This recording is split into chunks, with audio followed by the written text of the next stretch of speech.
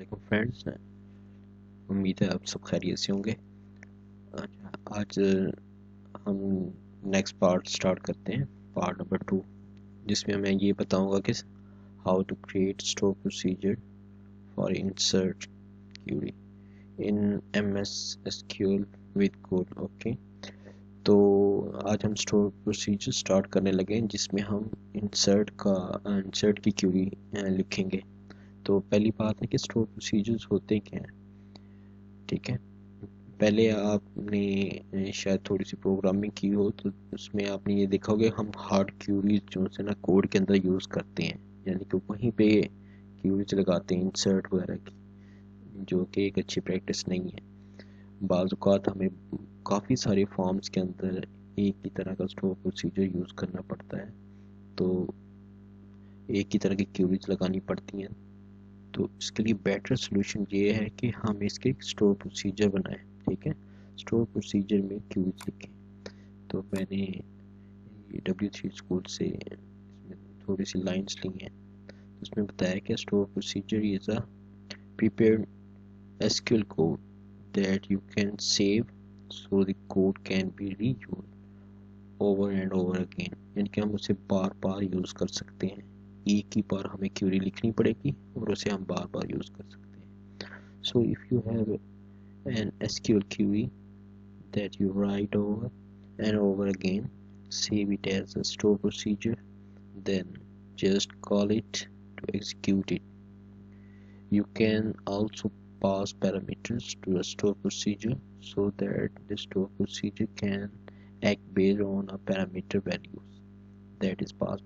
तो वही बात कर रहे हैं जैसा कि मैंने पहले आपको बताई है कि हम बार बार हार्ड क्यूरी लिखने से कुछ मिस्टेक्स हो सकती हैं या कुछ फील्ड्स रह सकती हैं जहाँ जिसमें डाटा हम पुट करना चाहते थे या रह गई, यानी कि बार बार लिखना काफ़ी मुश्किल है, तो हम उसका स्टोर प्रोसीजर बना देते हैं।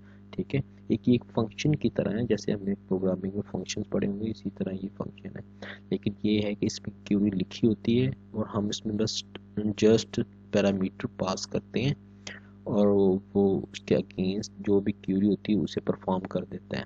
तो आइए चलते हैं कि देखते हैं कैसे स्टोर प्रोसीजर्स काम करते हैं। ठीक है, ये हमारी डेटाबेस थी DBS SMS। ठीक है, तो हम मेन्यू में जाएंगे, न्यू क्यूरी, तो नई विंडो ओपन हो जाएगी। ठीक है, जैसा कि अगर मैं ऐसा कहता हूँ DBISP, ठीक है, अगर मेरी फर्ज किया मेरी डेटाबेस कोई और सिलेक्ट है, जैसा कि DB डेमो के नाम से सिलेक्ट है, और जबकि मैंने DB SMS में काम करना है। ठीक है, तो हम इसे कोड के ज़रिए भी सिलेक्ट कर सकते हैं। तो कैसे करेंगे, लिखेंगे यूज़, उसके बाद DB डेटाबेस का नाम लिखेंगे, यूज़ एक वर्ड यानी कि कीवर्ड है, और यहाँ से देखें हमने यूज़ करना DB SMS। ठीक है, तो ये DB SMS, इसे एग्जीक्यूट करूँगा। पहले क्या सिलेक्ट है DB डेमो, और अब मैं क्या करूँगा एग्जीक्यूट करता हूँ, तो ये एग्जीक्यूट हो गई और ये देखें ये सिलेक्ट हो गई कि DB SMS, अब ये सिलेक्ट है। अब हमने स्टोर प्रोसीजर लिखना है। तो स्टोर प्रोसीजर लिखने का तरीका ये है, क्रिएट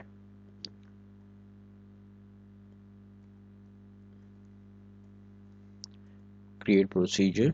ठीक है, अब स्टोर प्रोसीजर का नाम लिखना है। नेक्स्ट फर्स्ट क्रिएट, फिर प्रोसीजर, ये कीवर्ड्स हैं, फिर हमने उसका प्रोसीजर स्टोर प्रोसीजर का नाम लिखना है। तो हम इसे ऐसा लिखते हैं कि वो याद रहे, क्योंकि आपके डेटाबेस में दर्जन या बहुत ज़्यादा डोजन के हिसाब से स्टोर प्रोसीजर्स होंगे, तो उन्हें याद रखने के लिए हम क्या करते हैं, कुछ ऐसा नेमिंग यूज़ करते हैं कि हमें याद रहे। ठीक है, फिर अंडरस्कोर और उसका नाम लिख देते हैं, जैसे कि सेव स्टूडेंट, कि हमने जो स्टोर प्रोसीजर ऐसा बनाना है जिसमें हम स्टूडेंट्स का जो टेबल है, जैसा कि हम आप देख सकते हैं DB SMS के अंदर ये टेबल है, इस टेबल के अंदर हमने अपने डाटा को इंटर करना है, यानी कि डाटा को सेव करना है, तो उसके लिए हमें स्टोर प्रोसीजर बनाना है। तो मैं अब स्टोर प्रोसीजर का स्ट्रक्चर बता रहा था कि क्रिएट प्रोसीजर एसपी, उसका नेम यानी कि स्टोर प्रोसीजर सेव। आप यहाँ पे कुछ भी लिख सकते हैं, इसमें कुछ भी लिख सकते हैं जो आपको इजी लगे, ठीक है, लेकिन उसी से हमने उसे कॉल करना होगा अपनी कोडिंग के अंदर। नेक्स्ट जो है वहाँ यहाँ पे लिखेंगे एज और बिगिन, फिर नेक्स्ट लाइन में लिखेंगे एंड। तो ये इसका स्ट्रक्चर है कि स्टोर प्रोसीजर का स्ट्रक्चर इसे कहते हैं, ठीक है। तो नेक्स्ट हमने ये लिखना है कि यहाँ पे हमने क्यूरी लिखनी है और फिर उस क्यूरी के अंदर जितने भी फील्ड्स हैं उनको लिखेंगे। तो सबसे पहले हमने वो फील्ड्स लिखनी है जो कि यानी कि पैरामीटर्स लिखने हैं जो कि उसमें पास होने हैं।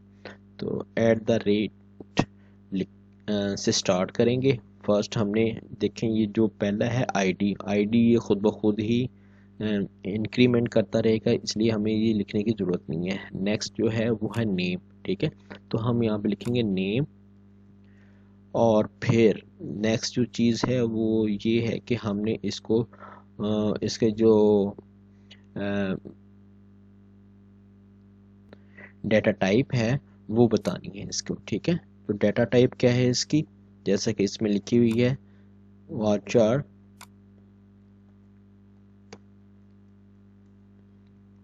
वाचर 20 है, ठीक है। और उसके बाद फिर हमने कॉमा लगाना है। नेक्स्ट जो है दोबारा एट द रेट साइन नीचे वाली लाइन पे, यहाँ पे हम लिखेंगे एड्रेस, क्योंकि हमारे नेक्स्ट जो फील्ड है वो एड्रेस की है, एड्रेस। इसी तरह हमने उसका भी लेंथ बतानी है, जैसे कि इसमें 50 है तो यहाँ पे भी हमें 50 ही बतानी है या उससे कम बतानी है, ताकि उसमें वो डाटा सेव हो सके। नेक्स्ट जो है वो है फोन, ठीक है। फोन में कितने कैरेक्टर हैं, 15 है, यहाँ पे आप चेक कर सकते हैं, ठीक है। आपने भी यहाँ पे 15 लिख देने हैं। नेक्स्ट है लास्ट सिटी, और सिटी में हमने करने हैं 20, ठीक है। तो आप यहाँ पे 20 कर सकते हैं, सॉरी यहाँ पे 20।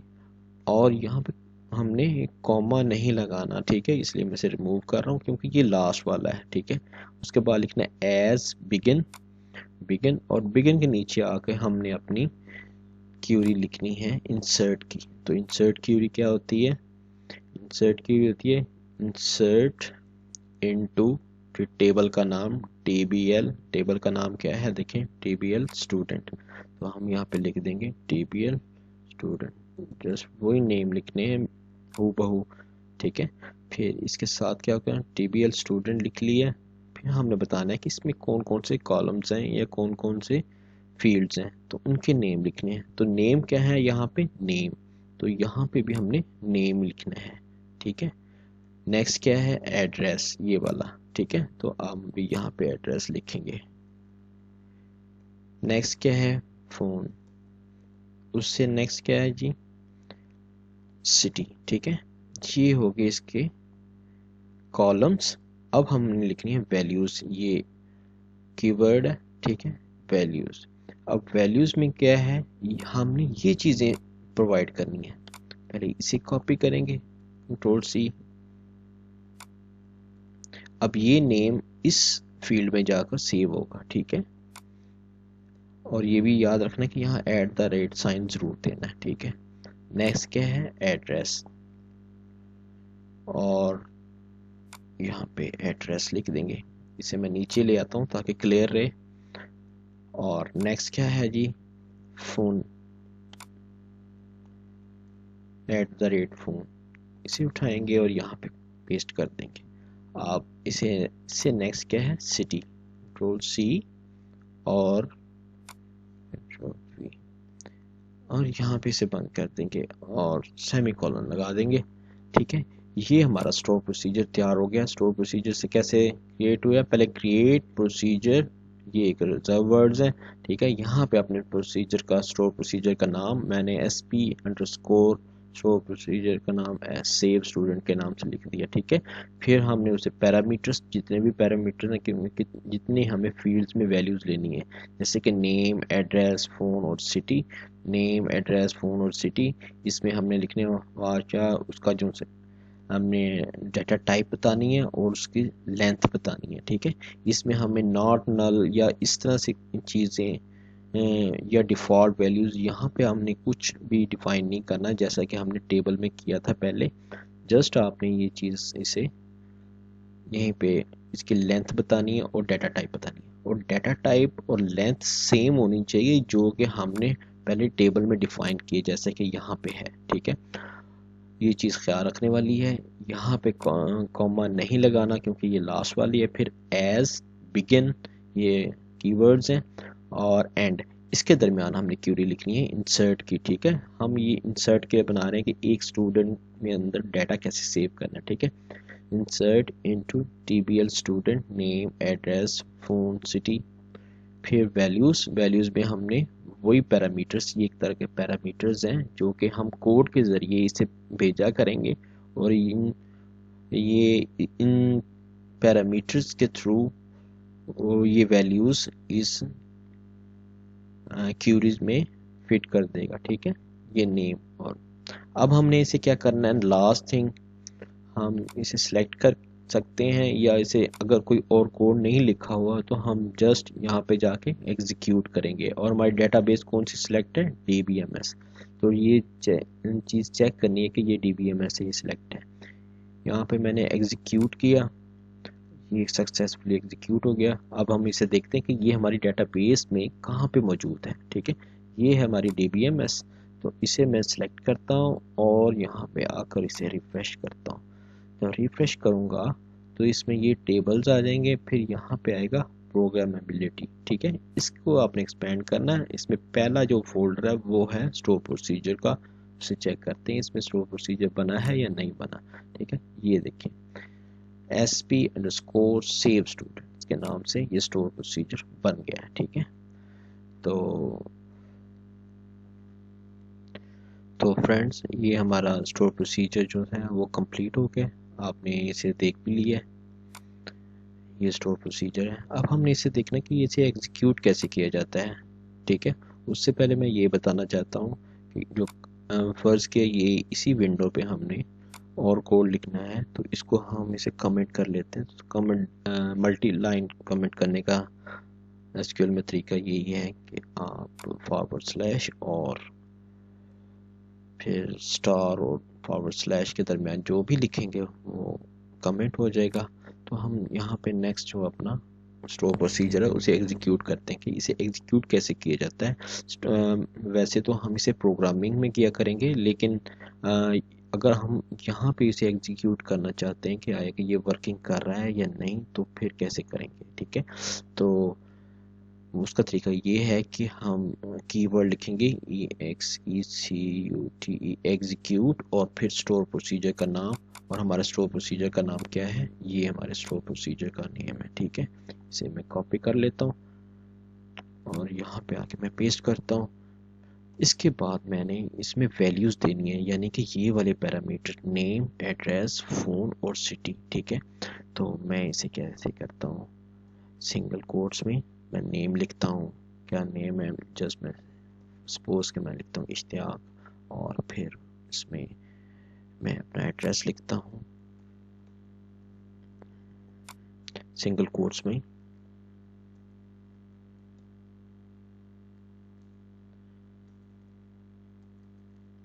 ठीक है, नेक्स्ट जो है मैंने एड्रेस लिखा है, फिर मैं लिखता हूँ फ़ोन नंबर।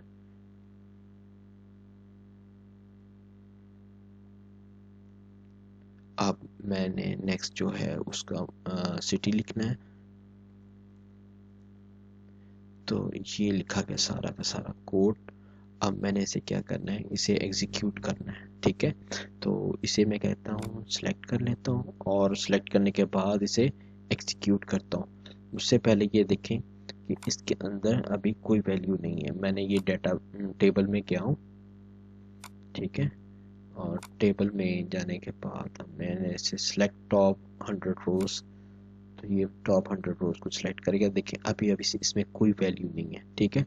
तो अब मैंने यहाँ पे दोबारा इस विंडो में आता हूँ, एग्जीक्यूट, और एग्जीक्यूट करना है इस स्टोर प्रोसीजर को।